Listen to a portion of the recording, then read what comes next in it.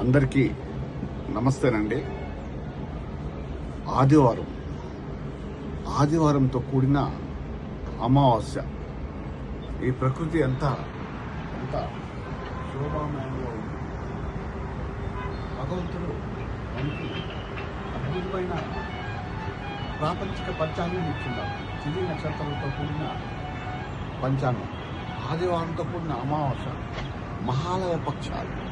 చూడండి, విశ్వమంతా కూడా పితృగణాలు, 31 పితృగణాలు ఈ విశ్వంలో విలయతాండం అవుతూ వాళ్ళ పరిధిలో పితృదేవతలతో శాంతి కల్పించే ప్రక్రియ వాళ్ళ యొక్క బాధ్యత తీసుకుని ఉంటారు.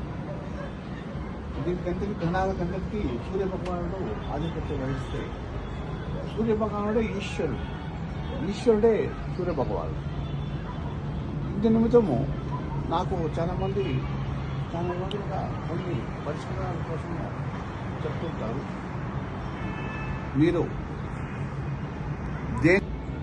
మీరు దేనికి భయపడిన అవసరం లేదు.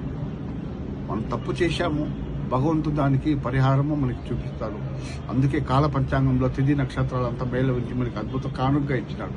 ఈరోజు ఆదివారంతో కూడిన అమావాస్య, మహాలయ పక్షాలు, మహాలయము. అందులో ఆదివారము సూర్యభగవాన్చే కర్మలకు సాక్షిభూతం సూర్యభగవానుడు. కర్మలో హరించేవాడు కూడా సూర్యభగవానుడే.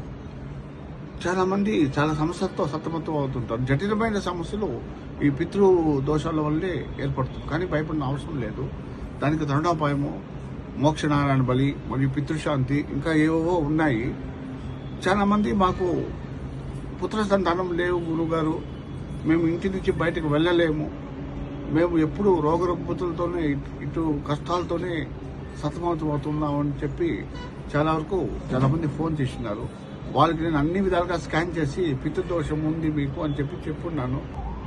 కొన్ని సమస్యలు ఏమిటంటే మన చిన్నప్పటి నుంచి బాగా గట్టిగా అంటిపెట్టుకుంటాయి. అది ఏమిటో చెడు కర్మలకు మనం అంటే అంత ఆకర్షణ. వడిలి పొమ్మన్నా పోదు, పరిహారం చేస్తామన్నా కానీ చేయించుకోనివ్వదు. అందుకే ఈశ్వరుడు తనదైన భక్తుల కోసము ఒక అద్భుతమైన కానుక ఈరోజు నా ప్రాతకాలంలో ఇచ్చినాడు. మీరేం చేస్తారంటే, ఎవరైతే ఇంటి నుంచి పోలేని ఇటువంటి శాంత కర్మలు మరియు మోక్షనారాయణ బళ్ళు, ఆ శాంతి ఈ శాంతి చేసుకోలేని వాళ్ళు ఎంతో మంది ఉన్నారు. నా నోటీసులో కూడా ఉన్నారు. అటువంటి వారికి ఈరోజు మంచి తరుణోపాయము. బాగా శ్రద్ధగా వినండి. వాళ్ళే కదా అందరూ కూడా చేసుకోవచ్చు. మీరు